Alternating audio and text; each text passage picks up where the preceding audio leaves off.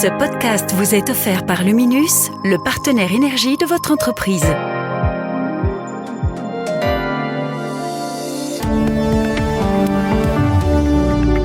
Bienvenue dans Z sur 7, votre podcast d'actualité économique quotidien. Nous sommes le 13 juin. Votre podcast aujourd'hui est écrit par Rémi Bernard et animé par Jean-Pascal Ledoux. Bonjour et merci de nous rejoindre. Aujourd'hui, Canal Z et Trends Tendance vous proposent de pénétrer le nouveau cash center de la Banque nationale. C'est un bâtiment qui a été conçu en mettant en œuvre les techniques les plus avancées en matière de sécurisation. On tourne la page pour enchaîner avec une bonne nouvelle aujourd'hui. Un budget de plus de 1 700 000 € est enfin débloqué pour soutenir les éditeurs belges. Les aides sont revues à la hausse, elles sont indexées. Nous poursuivrons avec la Revenge Tax de Donald Trump et l'analyse boursière. Comme le soleil dans le ciel belge, les banques européennes brillent malgré un climat général défavorable.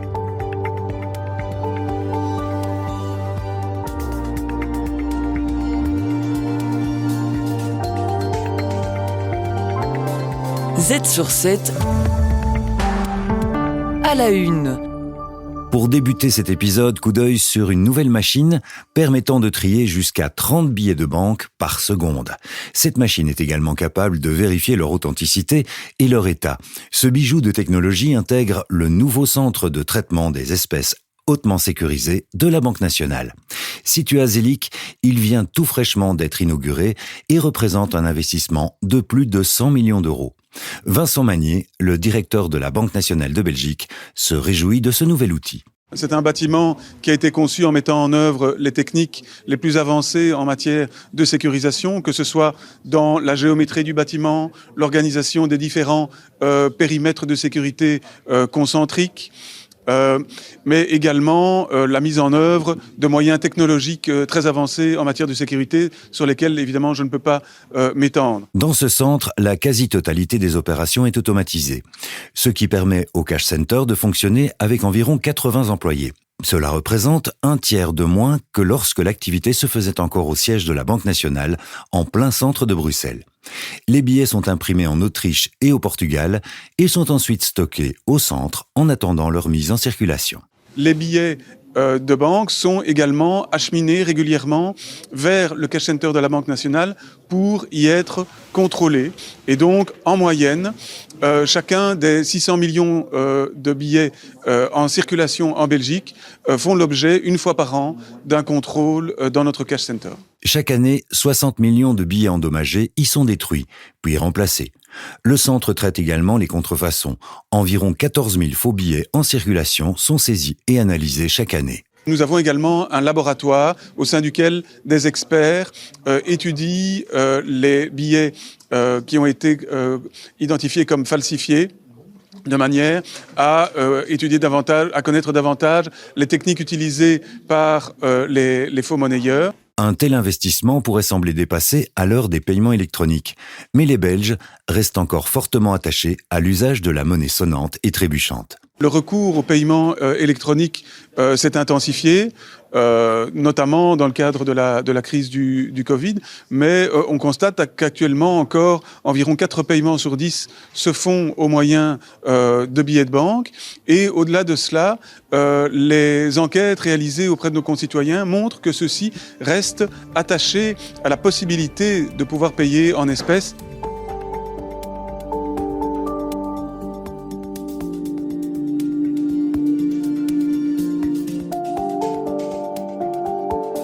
Z sur 7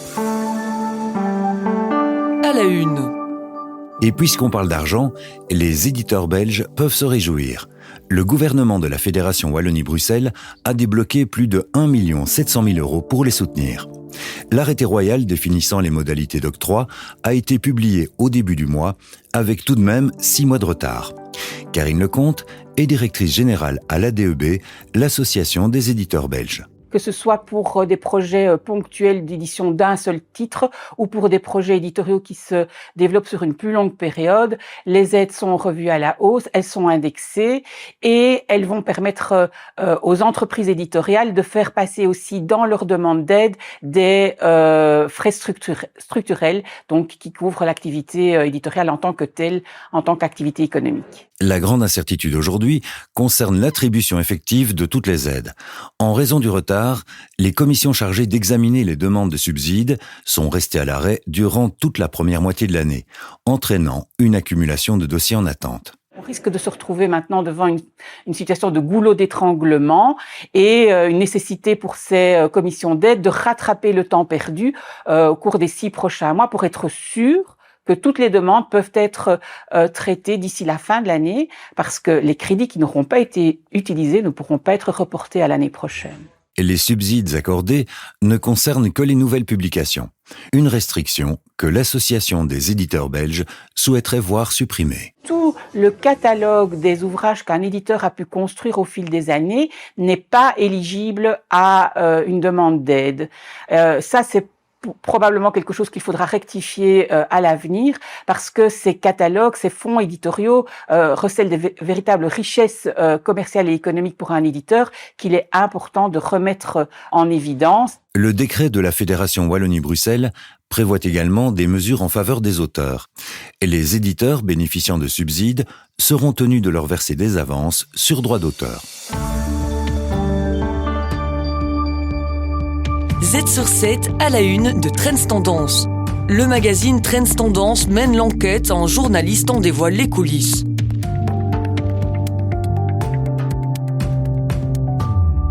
Mauvaise nouvelle pour les entreprises européennes qui envisagent de s'implanter aux États-Unis afin d'éviter les droits de douane. Une nouvelle mesure fiscale surnommée la Revenge Tax pourrait alourdir leurs factures. Ce prélèvement supplémentaire viendrait s'ajouter aux impôts déjà en vigueur pour les groupes étrangers établis sur le sol américain.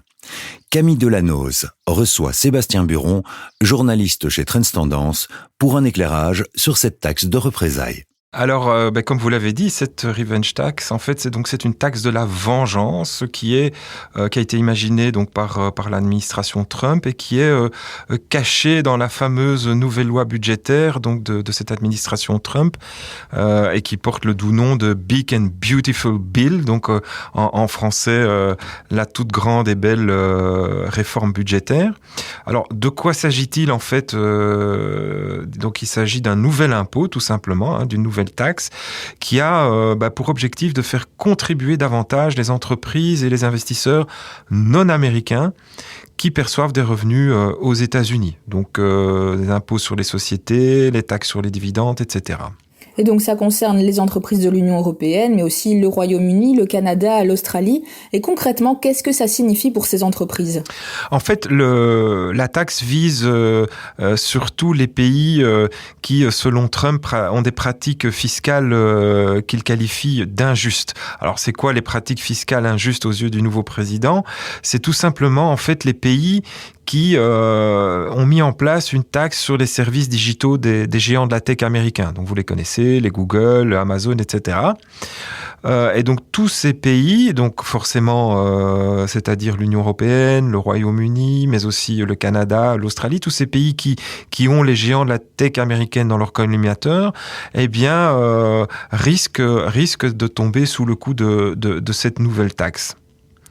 Et alors, cette nouvelle taxe, concrètement, elle n'est pas indolore puisqu'elle prévoit une ponction de 5% la première année avec une hausse annuelle de 5 points pendant 4 ans jusqu'au maximum de 20%. On le sait, le président des États-Unis, il a tendance à prendre des décisions qui ne sont pas forcément compréhensibles pour tout le monde. Est-ce que vous pouvez nous expliquer pourquoi Trump applique cette nouvelle taxe ? Quel est son intérêt exactement ? Oui, alors son intérêt, a priori, on ne comprend pas très bien, parce qu'on le sait que Trump, avec ses tarifs douaniers, veut obliger et tordre le bras aux entreprises étrangères, et notamment européennes, à venir s'installer aux États-Unis. On le sait, le président veut réindustrialiser le pays, donc il veut inciter les entreprises étrangères à venir s'installer aux États-Unis, à créer de l'activité, à créer de l'emploi. Et là, paradoxalement, il agite donc le bâton d'une nouvelle taxe. Donc c'est un peu... on comprend pas très bien, c'est un peu incohérent puisque il pourrait taxer les entreprises européennes qui viendraient s'installer aux États-Unis et les investisseurs étrangers qui possèdent des actifs qui américains qui distribuent donc des revenus. Donc c'est un peu paradoxal. Mais en fait, il faut savoir que Trump a peur en fait de l'Union européenne qui pourrait, dans le cadre donc de toute la guerre commerciale, décider de taxer en fait les services, toute l'industrie des services fournis par les États-Unis en Europe. On le sait, nous n'achetons pas en Europe les Harley ou les gros SUV américains, et donc les États-Unis ont un déficit commercial sur cette base-là vis-à-vis de l'Union européenne. Mais par contre, au niveau des services, c'est-à-dire tout ce qu'ils nous déversent comme logiciel avec Microsoft, tous les services digitaux, les Big Four aussi, toute l'industrie des services américaine, eh bien, elle est fortement présente en Europe, et donc là, il y a un excédent des États-Unis par rapport au vieux continent. Et donc, le président a peur que, fâché, l'Europe impose, tous ses services, et c'est donc pour ça qu'il agite cette fameuse revenge tax en guise de mesure de rétorsion. Les meilleurs experts boursiers vous proposent des analyses des marchés internationaux, des conseils avisés et les dernières tendances économiques. Z sur 7, expert boursier. Caroline Palombo, de BNP Paribas Fortis, est votre experte boursière aujourd'hui. Elle revient sur la bonne santé des bourses européennes et du Belvin. Pourtant, les marchés européens clôturent en baisse aujourd'hui et la croissance économique est plus faible. Comment expliquer ce phénomène ? Oui, donc effectivement, on a une croissance qui est positive, on est autour de 1% à peu près de prévision pour cette année-ci. Mais ce qui se passe, c'est que de manière générale, on a un marché qui, malgré des tensions importantes, est en mode risk-on, quand il privilégie les actifs risqués. La volatilité est quand même assez importante, régulièrement, on l'a vu ici au mois d'avril, mais l'Europe offre une meilleure lisibilité, probablement aux investisseurs. Alors, on pense d'abord à la politique monétaire, qui est plus prévisible, et puis surtout, et ça je crois que je ne vous l'apprends pas, ni aux téléspectateurs, une volatilité politique aussi qui est nettement moindre qu'aux États-Unis. À partir de ces signes encourageants, peut-on imaginer un futur où l'Europe surperforme par rapport aux États-Unis sur le long terme ? Disons que de manière structurelle, on ne le pense pas. En tout cas, c'est pas l'avis chez nous. Il faut savoir que les États-Unis surperforment quand même le reste du monde en moyenne depuis 2008, en tout cas la fin de la crise financière. C'est une économie avec une culture très forte au niveau de l'entrepreneuriat. Il y a une culture très forte d'investissement aussi dans les actions, un bon investissement dans les ressources. Il y a le levier du crédit qui est fondamental aussi, puisqu'ils s'endettent pour consommer. Donc je dirais que malgré le protectionnisme de Donald Trump, faut pas oublier que la zone euro en plus est très vulnérable en termes d'énergie, des prix de l'énergie, au niveau de ses exportations aussi, et les flux de capitaux des États-Unis vers l'euro, vers la zone euro vont probablement continuer, mais je pense que c'est encore un petit peu trop tôt pour se prononcer. Le Belvin grimpe et atteint un niveau presque historique, un niveau qu'il n'avait pas atteint depuis 2007. Donc effectivement, on a une bonne performance sur la dernière année complète, comme le DAX d'ailleurs qui a été vraiment tiré par Rheinmetall. Mais je dirais que depuis le début de l'année, là, il est rattrapé, ce Belvin, par les actions européennes qui font mieux. Alors, dans les moins bons contributeurs, on a par exemple UCB ou Argenix qui perdent respectivement 14 et 17% en anticipation probablement des droits de douane, mais on a aussi des baisses performeurs. Je pense à AB InBev qui affiche une performance de plus de 27%, notamment grâce à la baisse du dollar, la baisse de sa dette aussi, et KBC qui profite avec ses plus 14% d'un engouement quand même pour ce secteur financier qui profite de la pontification de la courbe des taux, c'est-à-dire des taux long terme qui sont supérieurs aux taux court terme et qui sont généralement plus favorables au secteur de la finance. Donc de manière générale, oui, ça se passe relativement bien. C'est tout pour aujourd'hui, vous pouvez regarder les Z-News de ce soir.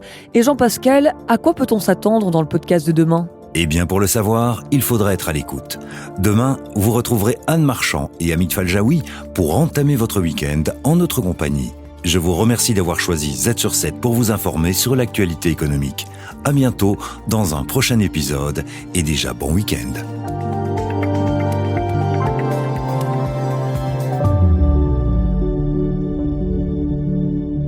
Mieux gérer l'énergie au sein de votre entreprise ? Ça commence par l'expertise de Luminus. Bonjour, je suis Quentin Janssen, directeur B2B chez Luminus. Avec mon équipe, nous aidons les entreprises belges dans l'électrification de leurs besoins. De plus en plus d'entreprises visent la neutralité carbone d'ici 2050, en cohérence avec les ambitions européennes. Dans le même temps, de nouvelles réglementations les obligent à mesurer leurs impacts climatiques et agir concrètement. Mais entre les audits, les plans de réduction, les rapports, tout cela devient vite complexe. Mon conseil ? Ne pas attendre. Mieux vaut commencer aujourd'hui, étape par étape. Tout cela commence par une feuille de route claire. Où pouvez-vous agir ? Isolation, chauffage, mobilité, efficacité énergétique, production locale. Les leviers sont nombreux. Chez Luminus, cela fait plus de 10 ans que nous accompagnons les entreprises dans ce type de trajectoire. Avec notre expertise énergétique et celle de nos filiales d'installation, nous construisons ensemble des solutions efficaces et rentables. Pas seulement parce que c'est obligatoire, mais parce que c'est le bon moment pour faire les bons choix. Ensemble, créons un avenir qui a du sens. Vous souhaitez en savoir davantage ? Visitez notre site web luminus.be/smartkits. Luminus ? Ensemble, faisons la différence.